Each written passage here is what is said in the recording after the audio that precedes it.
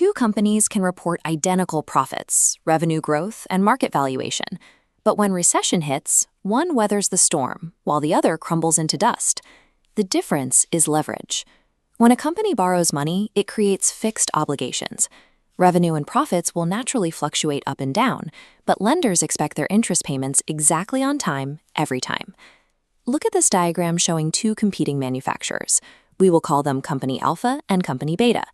Both own factories, inventory, and cash, totaling exactly $1 billion in assets. But they finance those assets completely differently.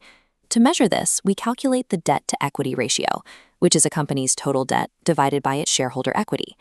Alpha borrows heavily, carrying $700 million in debt alongside $300 million in equity. That creates a high ratio of 2.33. Beta takes a safer route, using $200 million in debt and $800 million in equity, resulting in a low ratio of 0.25. During a strong economic boom, borrowing heavily looks like brilliant management. With consumer demand high, both Alpha and Beta successfully generate a healthy $100 million in operating profit. This animated income statement reveals how leverage changes the math.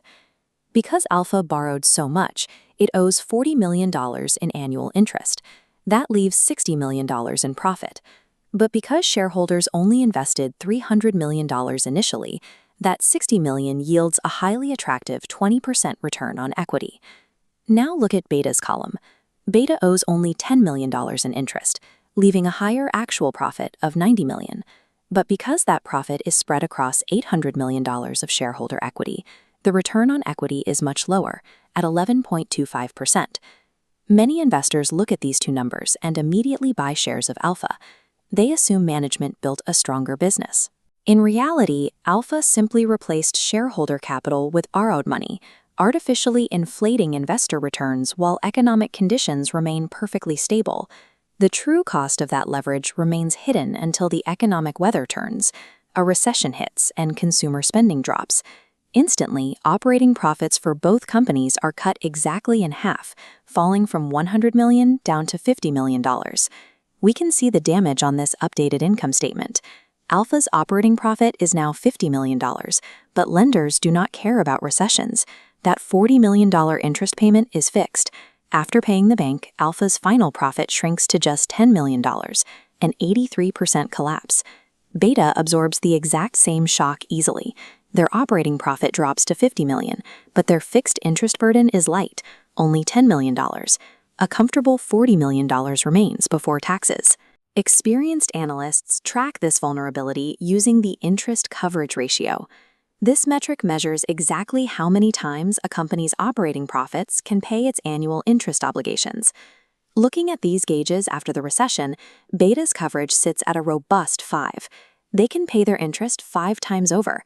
But Alpha's coverage has plummeted to a highly dangerous 1.25. One more slight dip in sales and they will default on their loans entirely. Debt does not selectively amplify returns. It acts as an extreme amplifier of a company's vulnerability to any negative change in the business environment. To truly see a default coming, you have to look past the income statement and examine the cash flow statement. While companies report accounting earnings on paper, banks strictly require interest to be paid with physical cash. A highly leveraged company might report a positive profit to shareholders while quietly bleeding cash in the background. If products stop selling, they pile up in warehouses as dead inventory. That inventory consumed cash to build, but it generates zero cash until someone buys it.